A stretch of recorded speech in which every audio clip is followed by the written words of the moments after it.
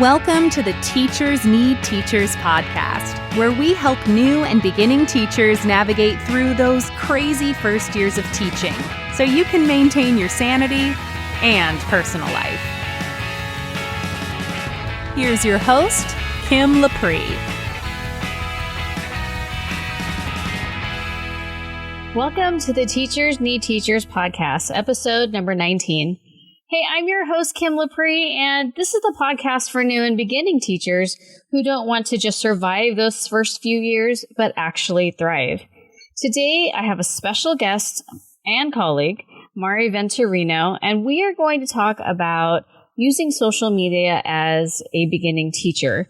Now, I know that a lot of you are already on social media, and you may be thinking, Kim, why are you talking to me about something that is totally my jam? And here's the thing. I was not aware in the beginning in terms of using social media, things like Twitter, Facebook, or even Instagram for professional development. And I think that it's an opportunity as a new teacher or any teacher to reach out and meet other like-minded educators and talk shop about teaching and not just showing pretty pictures of our classroom and lessons that we're teaching, but actually get down to the nitty-gritty about things that we're struggling with and, get some ideas and help. So I reached out to Mari because she is definitely not new to the Twitterverse. She has been on there for quite some time and has used it to her full advantage.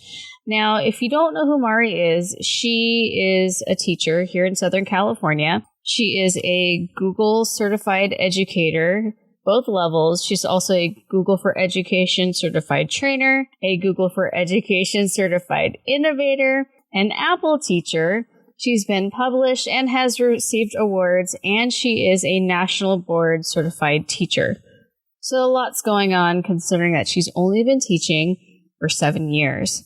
So I can't wait for you to hear my conversation with Mari. We get a little bit silly in some places, but I had a lot of fun with this particular episode. I think that you're going to learn a lot about how to use this to your advantage so that you can get the help that you need in a sort of not anonymous, but safe and non-threatening way those first few years of teaching. So here's my conversation with Mari. Mari, thank you so much for coming and being on the podcast. I really appreciate you taking the time to do this. Thank you for having me. So for my listeners that don't know about you, could you please tell us about your teaching experience and how you came to your current position? Sure, yeah. So I'm a seventh year teacher, which is crazy to say because that takes two hands. But I'm a seventh year teacher. This is my sixth year at my current school, Mar Vista Academy, down in southwestern San Diego. So 2 miles from the ocean, 4 miles from the border. I love our little community. Our kids are definitely high needs, but they're also high love. And so I've been there 6 years. I was at another school in the district a year before that. And I also student taught in our district. So nice. I guess 8 years total in Sweetwater. And what do you teach over there at Mar Vista? I teach 8th grade Avid, 7th grade Science, and I'm our blended learning specialist. So a lot of tech integration and fun stuff. So Mari, I noticed on your Twitter account that you have something that really piqued my interest called Hottie PD, and I would love to know more about that.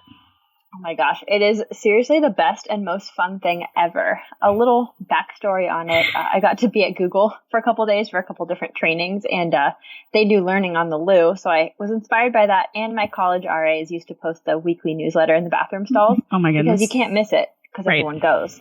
And, in my tech role, I would send out these cool s'more emails, newsletters, and I'd get like 3 views a week. And it was really depressing because I put a lot of effort into them. And so I realized I really had to meet teachers where they're at, and where they're at 10 o'clock after the coffee exits is in the bathroom. No joke. And so I created these Hottie PD newsletters using Google Slides and posted them up in the bathroom. And I tell you, within an hour of posting them, I had text messages. I had people stopping me in the hall saying, "This is awesome. Here's what I learned." And so really, it has been the best professional development on my campus. So you solved the big riddle of giving teachers PD that they didn't even ask for, but actually having them want it. Yes. I feel like that's a really tough job if you're any kind of blended learning or technology instructional person at your site, where the people who are already techie might even be a step ahead of you. And then there's the people who only want the bare minimum, maybe if you're lucky, an online gradebook. And trying to convince them to maybe try something new is too much for them. So I love this format. And so what kind of stuff do you put on there? I'm just curious. I have a couple different spotlight sections. So I'll do a tech tip spotlight, something like how to bookmark on Chrome, or the text replacements on iPads, like the text expander on iPads. I do an app or tool spotlight. I have upcoming events and announcements. I usually have a digital citizenship section because we are recently Common Sense Media certified school. I do classroom spotlights because I like to get into classrooms to observe. So I'll take a picture of somebody doing some sort of tech-based lesson and give them a shout out. So I try to keep it upbeat, positive, concise. And they came out and told you, like the staff, I love this, or did you have to ask for feedback? No, like I put it up and didn't say anything to anyone. That's amazing. And I still don't really, unless I show somebody something, I'm like, oh, well, that's the tech tip this month, conveniently. As I had mentioned, I have seen you on Twitter, and it got me thinking for my audience who are brand new teachers. And I mean, you started being on Twitter a long time ago. Can you tell me how you started like stumbling into this whole Twitterverse and realizing that it was useful? Well, the pre-story to my Twitterverse is I actually joined Twitter in 2008. Wow. It was my first year of college, and it had just come out, so I joined it. And it was definitely like the more social, like I'm at work and really bored this summer Twitter.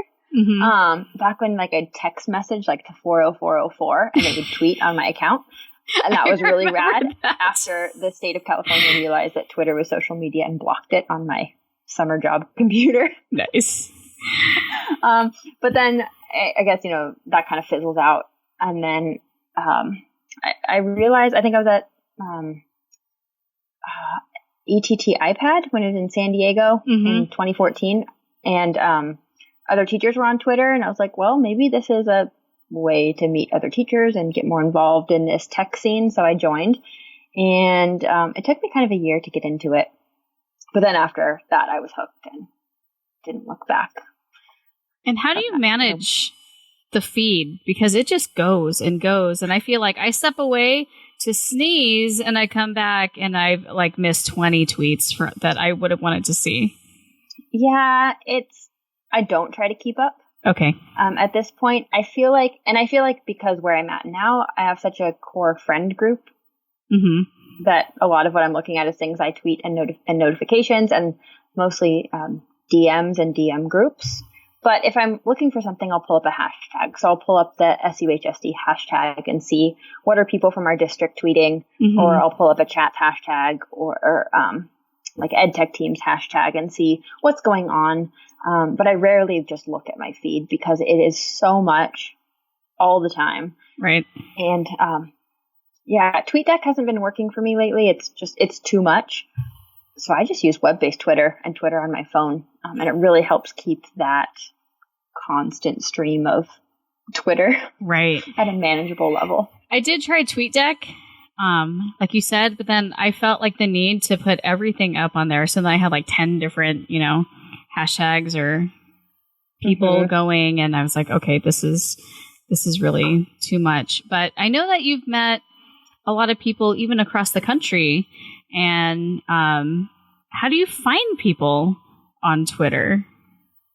I mean, not like, how do you date on Twitter, but like, how do you find fellow science educators on Twitter? Definitely with science, following the hashtag SciChat, MGSS chat. There's a few others, but definitely looking for people who teach similar things, who have common interests, and also who are willing to push the way you think too. So I don't want just an echo chamber. I want people that think differently and will challenge what I think and how I might approach a lesson or something like that. So definitely starting by following a few people, even if it's just people from your school or district, and then see who they follow or who they retweet. And if you like the person, check out their profile and then follow them as well. Okay. I tried following people and then following their followers, and it felt stalkerish, but then eventually I realized that the people they're following, or who are following them, typically have something in common, like you said. Like because that description is so important, right? Like your profile description. And then so I'll see things that say, like you said, for you, it's like NGSS chat. Is that an actual chat, or is that just the hashtag that people use if they have it in common? Or is it both? I think they have an actual chat. I've always just used it more of as a resource hashtag. But I think they have a chat. So you participated in these chats before, because I know that you did the one in our district. Is there some like Twitter chat etiquette, or like how do people who have never done it and they're like, I don't get this. What is this A for? Is that like paper size? Like, what does that mean for them? I think the great thing about chats is it's hard. Sometimes it's hard to figure out who the moderator is, but look for who's posting Q1, Q2, Q3, and then just tweet to them. Say, hey, this is my first Twitter chat. Help. Right. And people are really quick to jump in and be welcoming and say, hey, it's okay if you don't read everything. It's okay if you're behind, but really just, getting in on that hashtag and tweeting and saying hi, that might be enough for the first time, and that's okay. Have you done the slow chats before? I have, not in a long time. What is that? I mean, is it really like it says, like it's just goes on slowly and not like the same speed as normal Twitter chats? Instead of like a half an hour chat or an hour long chat, that everyone joins together at the same time, a slow chat is usually over the course of maybe a week. And so on Monday morning, say 8 a.m., the moderator puts Q1, and then everyone throughout the day responds to Q1. And on Tuesday, they put up Q2. So it's really just a more extended format where it's a little asynchronous. People are on at different times. And just answering when they can. Yeah. And so do you still participate, other than the one in our district that you were just on yesterday? Are there other ones that you kind of dive into on a regular basis? Not really. California Ed Chat sometimes, but it's 8 p.m. on Sundays, and I go to bed kind of early. So I catch that when I can, but really not as much anymore, just because I think time and energy. I definitely used to have chats I'd do every single night of the week. And I think once I kind of got my core group of friends, and had other side projects, it's kind of hard to dedicate as much time. Right. And so for a new teacher who's listening, who's like, I just use Twitter so that I can cyber stalk my favorite celebrity, what do you see as being some of the benefits of using Twitter for like professional development? Like, what are people putting in there that makes it actual professional development? I think if you're a brand new teacher on Twitter and you already have an account, I would make sure it's a professional account. So if you're just cyber stalking celebrities and you tweeted about the donuts you ate 2 years ago, I would consider deleting that account and creating one that's, maybe related to your name and or subject you teach, just to keep it professional. And I consider it like almost as powerful as a resume these days, because I think teachers are getting jobs based on the things they're tweeting about, or not getting jobs based on what they tweet about. So you have to think about your digital tattoo really is, if you're sharing all these great things you're trying in your classroom and being transparent, then I think that's, a big benefit, even if it's just like, hey, I tried this thing and it failed miserably. Help me make it better. I think that's, definitely a powerful tool, to bounce around ideas and grow and learn and connect. Do you feel like people are more vulnerable, like on Twitter, compared to like the glossiness of like Instagram or Facebook?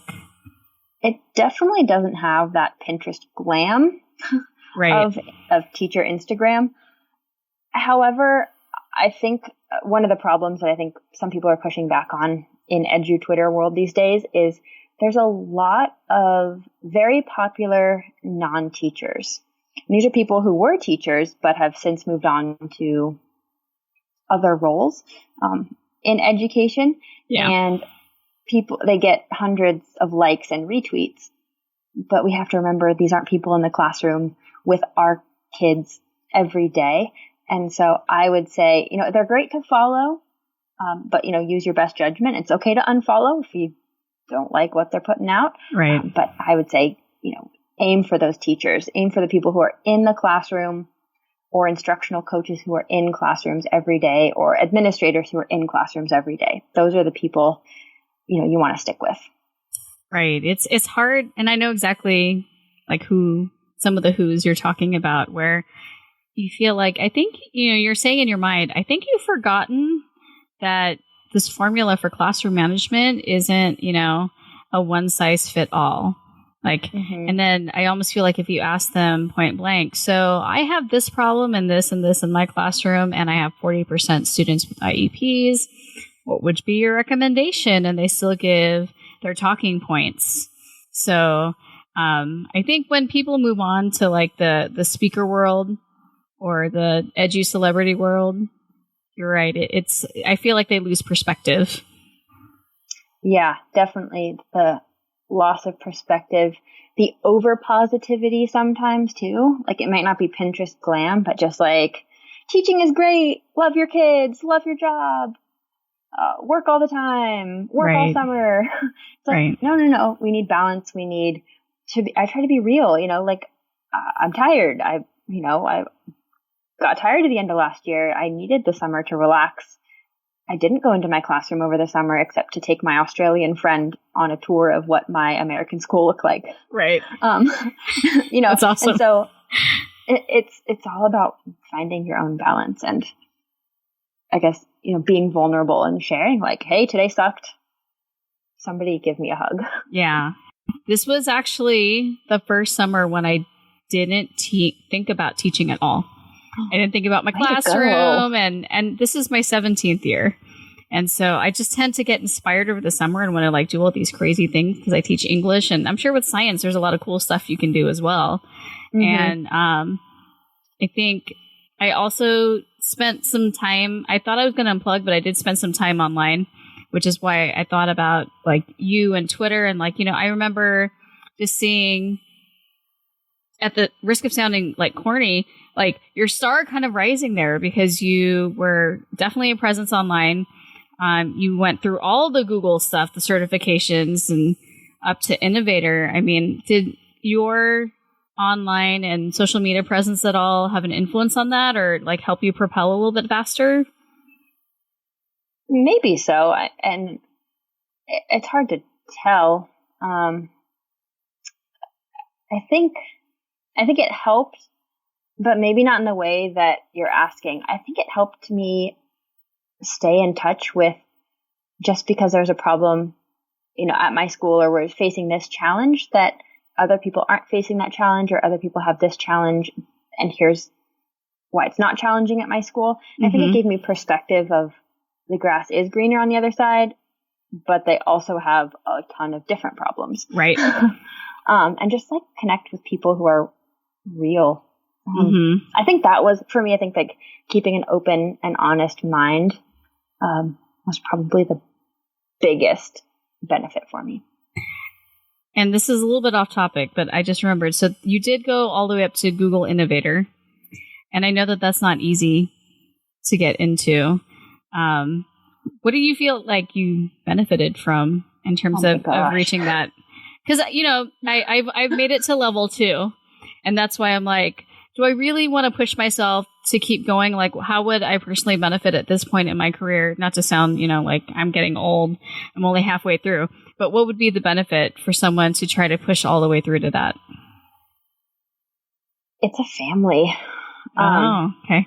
These are the people that, I have great friends at my school and I have some phenomenal colleagues, but really when it comes down to it, if I need someone to talk to, like a lot of times they're my go-to, or if I don't know how to tech answer something, they're like my innovator chat is the chat I go to and say, help, like, here's my idea. I need help.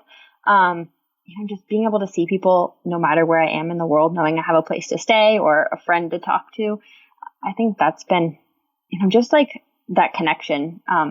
We do feel like a family, and then seeing them at ISD and other conferences, it's just, and then, kind of like the wider, it's like a sorority or fraternity, I guess. In that way of like, oh, you're an innovator, what cohort, like where, like, and you automatically have these bonds with people that it's kind of hard to describe other than like in that context. But I think it was probably the best thing I've ever done. It was worth it. Yes, very much so. Because it seems like a lot of work to get there. It is. It really is. But I got matched with the most phenomenal mentor. Shout out to the one and only Chris Kraft. Because like, seriously, I lucked out. Like I got a life mentor and a project mentor. Mm-hmm. And so I've had a mentee the last year, and I hope I've given back to him like Crafty has poured into me. So I think that's really cool. You're paying it forward. I try. Yeah. That's awesome. Mm-hmm. And so, okay, back to where I was at, because that I was like super curious about that. With new teachers, so I'm still trying to put my mind back to when I started out on Twitter, and I'm like, okay, why should I even, like, what do I say? If I'm not in a Twitter chat, what do I say on Twitter? What are the types of things that people put on there that are educational, that are education related? I know that seems like a silly question, but I just remember feeling like, this is stupid. I don't know what to say about school. Like, oh, the students were knuckleheads today. Like, what? Do you know what I mean? I do know what you mean. And I think it's the same challenge that we have with our kids when we want them to write. We need to provide sentence frames. So here's a few sentence frames. Okay. For y'all to get started. One new thing I tried in my class today was, and it went blank. One thing I'm excited for next week is blank. One thing I am working on or trying to grow in, or one of my goals is blank. Has anyone ever done X, Y, and Z with their students? Do you ever feel like no one's listening and I'm putting this out? You mean if you're following in a forest and no one's around? Exactly. Yeah. Did you really say anything if no one heard it? Or no one saw you tweet it? Did you really say it? I was nerding. Sorry. You're Evan Hansen. It's fine. I tried to go with you. It's okay. Into the soundless forest. Go ahead. Yeah. No, I mean, it's one of those things. It's like, is anyone listening? Is anyone paying attention? And I feel that all the time. It's like I tweet something and, or like the one thing that drives me crazy, I don't know if I'm venting or this is real, but I think other people have said this too. Like I ask for help on something and somebody likes it.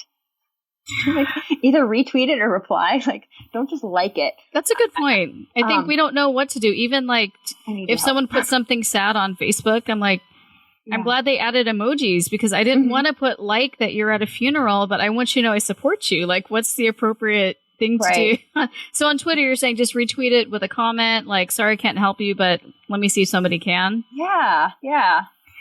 But it's okay. Like, again, we're making our digital tattoo. So I love that.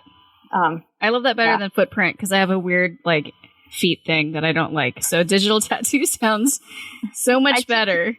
I teach that to kids because it's really hard to get rid of or cover up a tattoo. Footprints can just wash away. Oh, okay.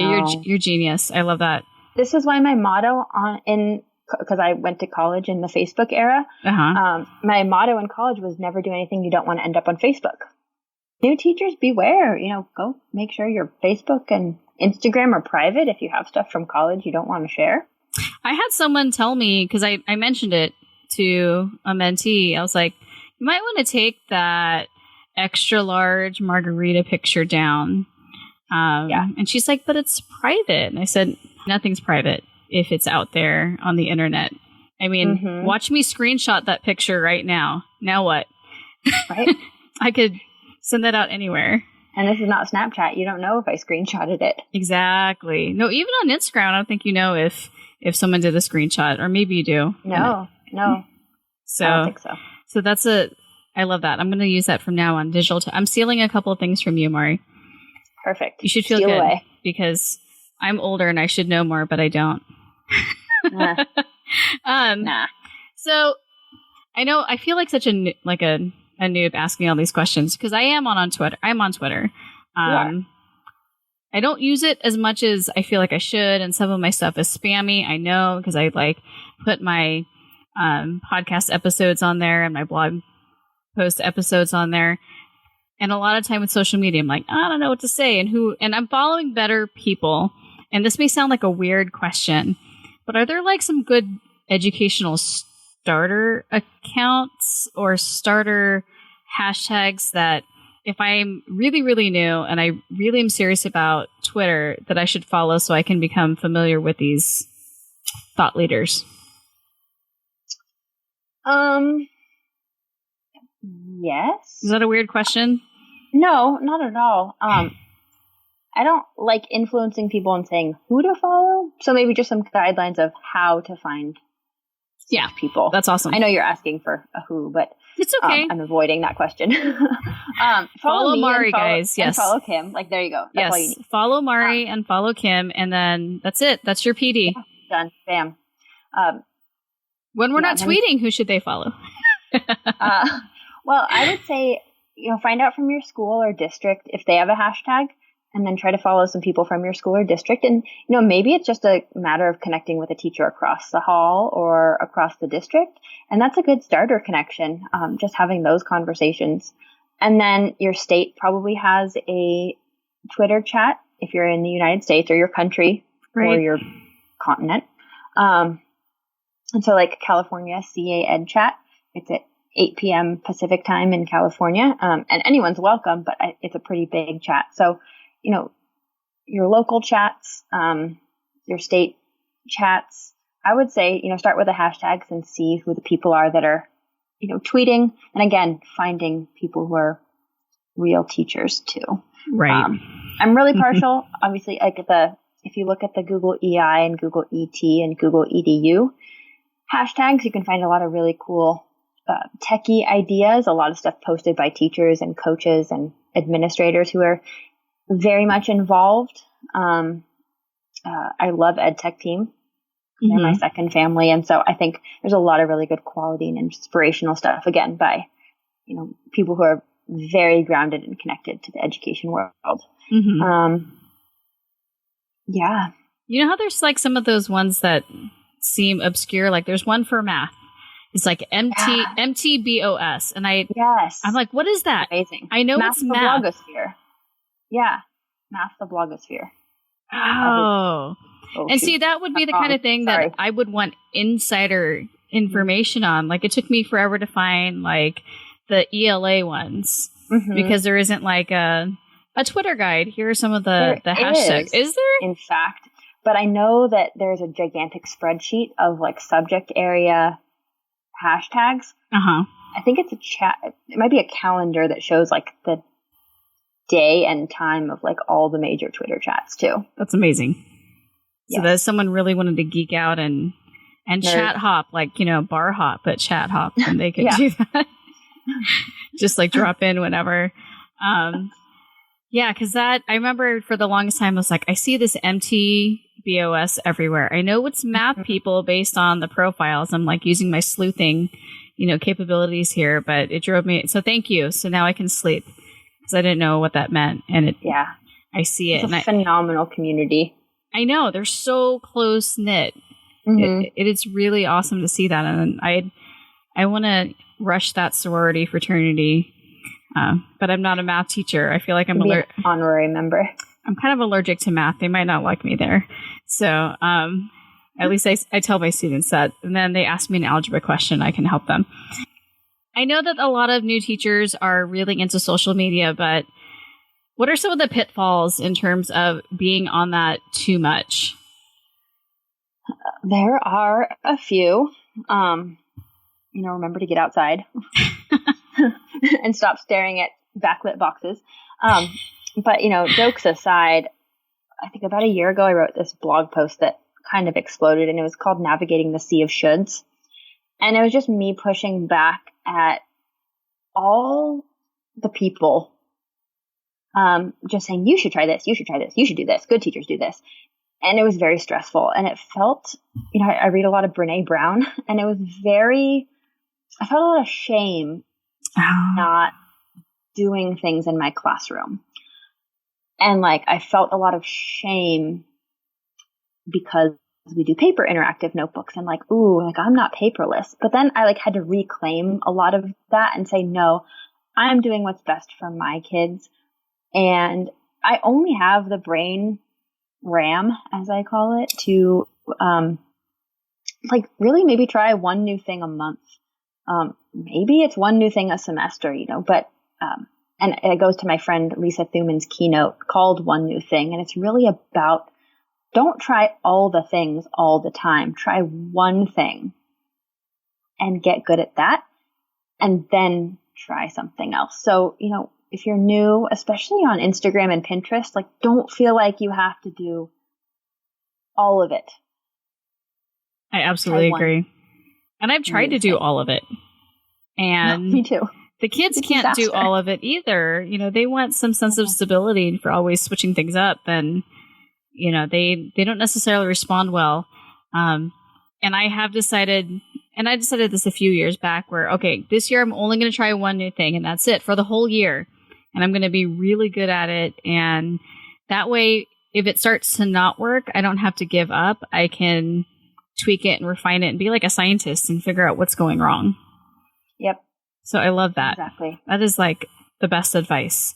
I don't know if you guys listening know this, but Mari is an author, and she has 2 books out right now on Amazon, and they're about teachers, which I think is awesome. And I kind of wanted to talk about that too, because as a new teacher, I think you kind of need to know that we've been there. We've been through what you're going through, and sometimes even worse. And so, Mari, I'd love for you to share what your book is about and what inspired you to write this in the first place. Thank you. Yeah. So I have 2 books, Fueled by Coffee and Love, and then the second one that just came out in July 2018, Fueled by Coffee and Love, The Refill. And they are collections of teacher stories written by real teachers and educators from all over the world.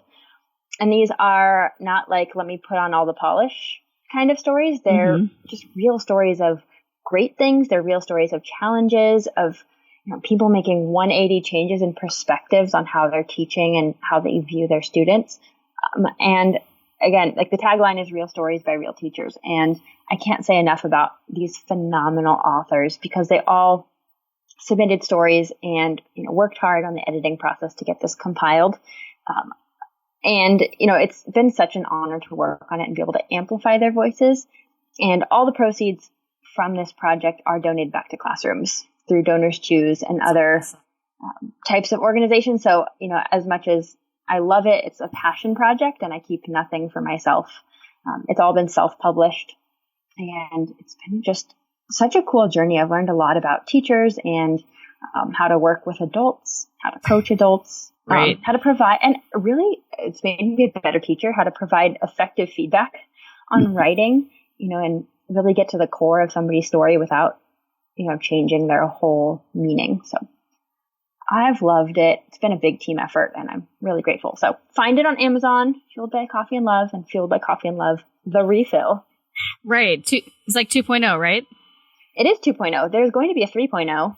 Ooh, tell us about that. Yeah. Well, you know, if you find me on Twitter, I tweet it out occasionally, but there's an interest list that's posted. And so once the project gets rolling, probably in January 2019, I will send out an email to the interest list, say, hey, here's the submission template and guidelines and deadline, and let's do this. So what kind of stories are you looking for?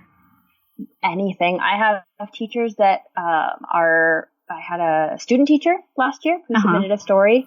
I had, you know, first year, second year, all the way up through retired teachers, librarians, administrators, really just any story that has either changed the way you teach or changed your mindset or just, you know, is a memorable students, like these one little snippets in life of these students who have just made a big impact on you or vice versa. Nice. I'm glad that you have some new teachers doing that, because I do like to hear and read about new teacher stories, even though, you know, I'm like, well, I went through that, but it's hard to, as someone who's a coach, a new teacher coach, it's hard to remember what it was like unless I kind of put myself back in their shoes and read those stories. So I love that so much. Mm-hmm. Mari, thank you so much. Where can my listeners find you so they can cyber stalk you? Ooh. Because you're a little bit of a edgy celebrity here. No, I'm not. I hate that word. Not really. Okay. I mean, I do, actually. You're like, I kind of like it, but I kind of hate it. I mean, it's weird. Like, when, I don't know, yeah. Like, I love meeting people in real life that, like, I've met on Twitter. But, like, I'm a teacher. You know, I'm in a classroom. I'm not Bieber here. So don't come like fangirling at me. Do it. But you can find me on the Twitters and the Instagrams at Miss Venturino, Venturino, and my website /blog, which is www.mariventurino, MariVenturino.com. And you have a treat for my listeners. I sure do. You want to tell me about that? I have a copy of Fueled by Coffee and Love, The Refill, the new book, for you to give away. One lucky listener. And I'm going to also put links to her 2 books. And if you win her second book, you don't have to look at that link. But still, I will put links there so you guys can grab a copy of that. And you can sit there and feel like you don't have to worry about the shoulds, because you're going to see people's stories and it's going to reassure you that what you're doing is fine. You are fine, especially as a new teacher, and you don't have to try to aspire to be everything to everyone. Thank you so much. And I really look forward to having you on the podcast again in the future. Thank you. It's been so much fun. So I think you guys can pretty much tell that I had a lot of fun talking with Mari. We were kind of silly and joked around there, but I really think that her message was really, really important about using Twitter as a way of connecting with other teachers, as a way of finding out what other people are doing, asking people for help, and not necessarily as just, the randomness that you would put on your own personal social media account. So she did make a point about how social media adds to your digital tattoo, which I absolutely love as an analogy, as opposed to just your digital footprint, which can be washed away.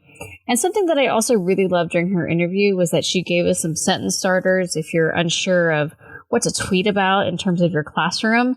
And I know that I'm definitely going to start using some of those, because sometimes I do feel kind of silly and I'm like, I don't know if people really want to know that I'm struggling with this, and this. So I'm going to start trying to use some of those sentence starters. So I'm definitely going to put those in the show notes. And you can also go to teachersneedteachers.com/19 to get a copy of those.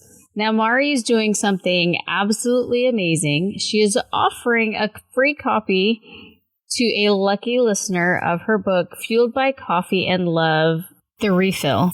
So how you enter is by going to facebook.com/Mrs. Lepre, and I'm going to have a link there at the top where you can enter your name to win this book. And I will mail it to you, and it's going to be signed by Mari. And you can hear the wonderful stories from educators all over the world. And I'm really looking forward to you guys getting a copy of this. So go ahead and go over to facebook.com/Mrs. Lepre and go ahead and click on the link to enter that contest. Something else that I have for you guys is a resource that I'm really excited to share. It is a Twitter chat and Facebook group list for you, just to get you started. So there is an extensive list of Twitter chats and Twitter hashtags that you can look up so that you can dive in. They are sorted by geographical area, by subject, by day and time. So you can find what really suits your needs and start to get into these chats and get started on them. And what's great about it is you just sort of follow along as the tweets come out, the questions come out, and you answer and people respond to you. And I've actually connected with other educators this way, and we follow each other, and it's been really, really useful. So it's not just your normal, I'm going to put a picture of a resource on Instagram. This is actual, hey, let me ask some questions and get some feedback and get some new ideas on social media. So it's really awesome. So go ahead and also go over to teachersneedteachers.com/19. And you can not only grab Mari's sentence starters, but you can also get that link for the Twitter chat and Facebook group list. So I really hope you enjoyed this episode, and I hope it gave you some ideas for connecting with more educators, especially for those of you who are starting out. Now, I know that a lot of you are listening on Apple Podcasts, or you're listening on Google Play Music or Stitcher, maybe even Spotify. But for those of you who don't have one of those apps downloaded to your phone, you can also just head over to teachersneedteachers.com/podcast. And you can find all of my episodes in one place right there, as well as the show notes. So before you go, don't forget to go to facebook.com/Mrs. Lepre and enter the contest to win Mari's amazing book. Thanks again for listening, and have a fabulous week. Thanks for listening to the Teachers Need Teachers podcast. Love this episode? Head over to Apple Podcast or Google Play to subscribe, rate, and leave a review.